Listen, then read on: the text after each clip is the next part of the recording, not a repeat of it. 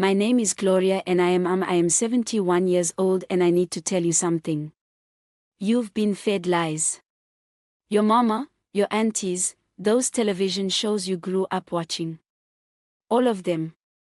They made you believe that after 60, a life without sex means you're dried up. They act like it's tragic. They act like you should just fade away. They think something died inside you. For the longest time, I believed that too. I honestly thought I was broken, that I was the only one struggling, that other sisters my age had some kind of handbook I never got my hands on. But let me tell you the real deal. Nothing was broken. I just didn't have anybody keeping it real with me. And today I'm going to give you what I wish somebody had given me. The truth. The whole truth. The one everybody's too scared to talk about. The one they should have been shouting from the rooftops all along. Stay right here because what I'm about to share will shift your whole perspective. In the next few minutes, I'm gonna share what I wish somebody had sat me down and told me when I turned 60. I'm not a medical professional. I'm not some researcher in a lab coat. I'm just a black woman who walked through the fire and who came out on the other side feeling more whole than I ever imagined possible. So if you're 45, 60, 75, or even 85 and you're asking yourself what comes next, this message is for you. Let me ask you something real quick. When you think about getting older, what keeps you up at night? For most of us, it ain't dying. It ain't running out of money. It's being alone. And why are we so afraid of being alone? Because somebody planted a seed in our minds a long time ago that intimacy equals sex. That's a lie. I carried that lie around for decades. When my husband died, I thought that chapter of my life slammed shut. No more touch, no more connection, no more being desired. And for a minute there it felt like gospel truth. But it wasn't the truth. It was just programming I'd absorbed my whole life from society, from Hollywood, from everyone I knew. And the moment I realized that, my whole world opened up. Now, I'm gonna keep it 100 with you. Yes, your body shifts after 60. Things slow their roll. Things feel unfamiliar. Some things don't work the way they used to work. And everybody wants to pretend like it's not happening, but I'm gonna talk about it. Your hormones shift, your desire shifts, your stamina shifts. And if you're a woman, especially a black woman, nobody prepares you for how silent everything becomes, how strange everything feels in your own skin. And here's what most folks do. They panic. They feel ashamed. They feel defective. They keep it secret from everybody in their circle. But what if you didn't panic? What if you just tuned into what your body was really trying to communicate? Because your body isn't saying you're finished. It's saying I need a different approach now. And that's not the end of your story. That's the opening of a brand new chapter. Here are the lessons I learned, the real ones, the ones that caught me completely off guard. First, loneliness isn't about sex. It's about being witnessed. When I was younger, I equated closeness with physical contact.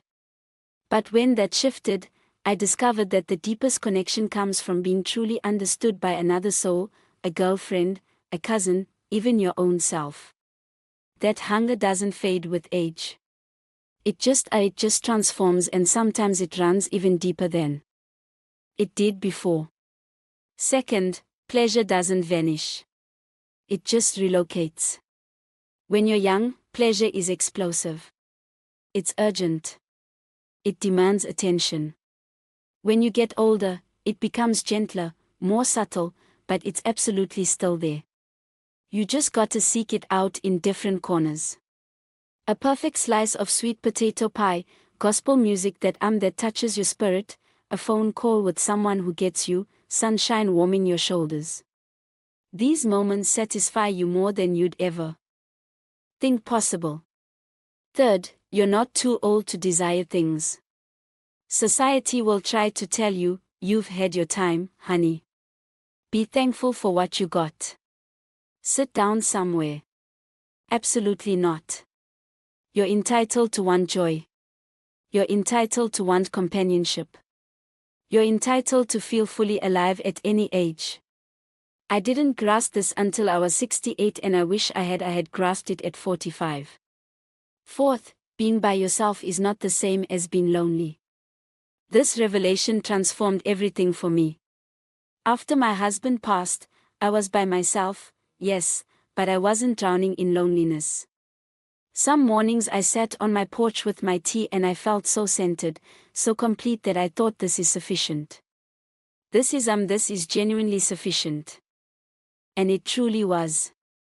Fifth, the real game changer is releasing the old blueprint. We all walk around with expectations, a roadmap. This is what life is supposed to look like at this stage. But what if that roadmap was drawn by somebody who didn't know your journey? What if it was never meant for you in the first place? What if you could create your own map? Because I did at 71. And it's the other most liberating thing I've ever done. So what does my life look like these days? It looks nothing like what I pictured. I wake up and I'm not heavy with sadness.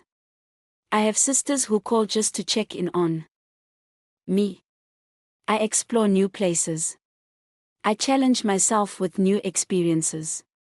Last month, I started taking pottery classes for the first time, and I was absolutely captivated by it.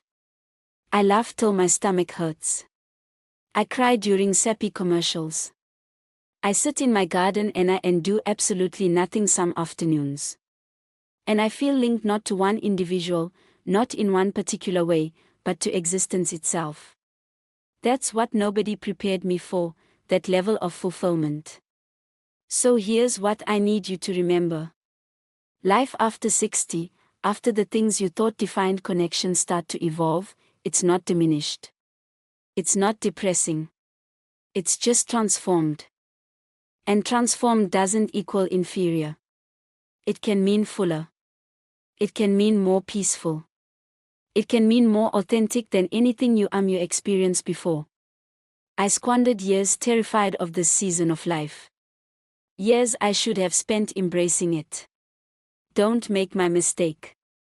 Because the truth, the honest-to-God truth nobody shares with you is that some of the most magnificent moments of my life began after everything I assumed I needed disappeared.